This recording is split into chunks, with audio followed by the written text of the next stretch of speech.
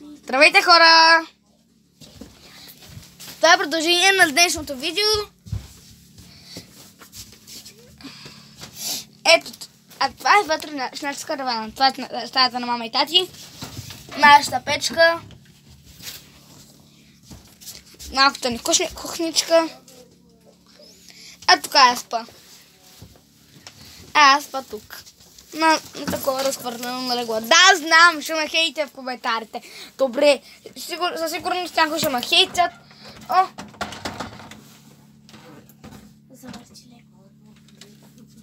А това е нашия келер.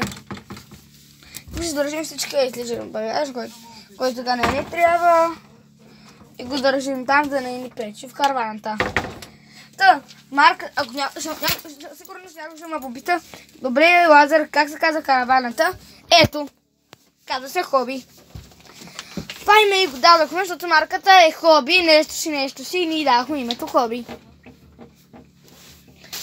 Чуй се защо и в предишното видео Райана няма. Няма я. Правеше нещо друго, сега я няма. Нали, не е в караваната, с мама и тати отвън. Айде, чао!